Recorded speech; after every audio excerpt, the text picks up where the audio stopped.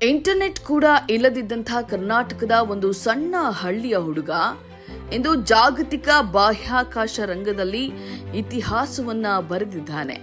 ಹೌದು, ಇವರೇ ಚಿಕ್ಕಮಗಳೂರು ಜಿಲ್ಲೆಯ ಆಲ್ದೂರು ಗ್ರಾಮದ 28 ವರ್ಷದ ಅವೈಸ್ ಅಹಮದ್.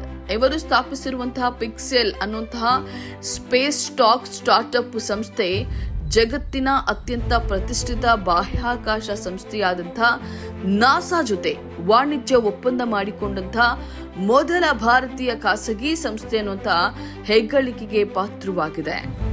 ಗೂಗಲ್ನಂತಹ ಜಾಗತಿಕ ದೈತ್ಯದಿಂದ ಬರೋಬ್ಬರಿ 900 ಕೋಟಿ ರೂಪಾಯಿಗೂ ಅಧಿಕ ಹೂಡಿಕೆ ಪಡೆದಿರುವಂತಹ ಈ ಸಂಸ್ಥೆ ಈಗ ಜಗತ್ತಿನ ಗಮನ ಸೆಳೆದಿದೆ.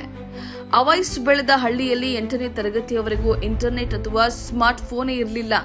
ಆದ್ರೆ ಫಾರ್ಮಸಿ ನಡೆಸ್ತಾ ಇದ್ದಂತ ಇವರ ತಂದೆ ತರ್ತಾ ಇದ್ದಂತ ವಿಜ್ಞಾನ ವಿಶ್ವಕೋಶಗಳನ್ನ ಓದುತ್ತಾ ಬಾಹ್ಯಾಕಾಶದ ಬಗ್ಗೆ ಕುತೂಹಲವನ್ನ ಬೆಳೆಸಿಕೊಂಡ್ರು.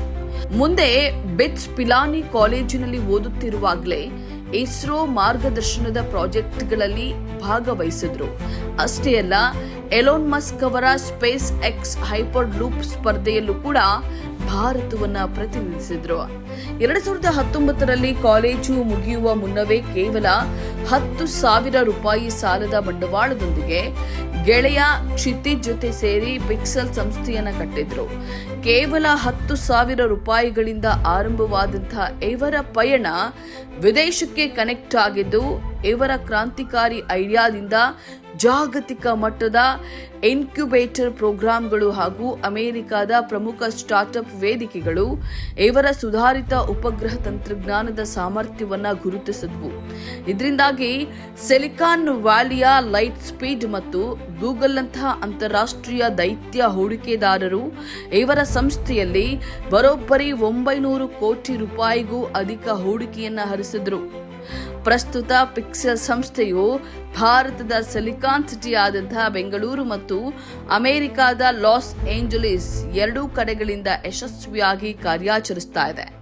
ಇವರ ಕಂಪನಿಯು ಭೂಮಿಯ ಆರೋಗ್ಯ, ಕೃಷಿ ಮತ್ತು ಹವಾಮಾನ ವೈಪರೀತ್ಯವನ್ನ ಅತ್ಯಂತ ಸೂಕ್ಷ್ಮವಾಗಿ ಗಮನಿಸುವಂತಹ ಸುಧಾರಿತ ಹೈಪರ್ ಸ್ಪೆಕ್ಟ್ರಲ್ ಉಪಗ್ರಹಗಳನ್ನು ನಿರ್ಮಿಸ್ತಾ ಇದೆ.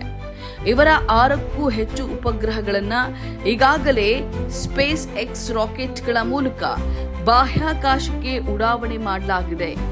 ಯಾವುದೇ ಹೈಟೆಕ್ ಸೌಲಭ್ಯಗಳಿಲ್ಲದೆ ಹಳ್ಳಿಯಿಂದ ಜಾಗತಿಕ ಬಾಹ್ಯಾಕಾಶ ರಂಗದ ನಾಯಕನಾಗಿ ಹೊರಹೊಮ್ಮಿರುವಂತಹ ಅವೈಸ್ ಅಹಮದ್ ಅವರ ಕತೆ ದೊಡ್ಡ ಕನಸು ಕಾಣಲು ಮತ್ತು ಸಾಧಿಸಲು ಹಿನ್ನೆಲೆ ಎಂದಿಗೂ ಅಡ್ಡಿಯಾಗೋದಿಲ್ಲ ಅನ್ನೋದಕ್ಕೆ ಇಂದಿನ ಯುವ ಪೀಳಿಗೆಗೆ ಅತ್ಯುತ್ತಮ ಉದಾಹರಣೆ.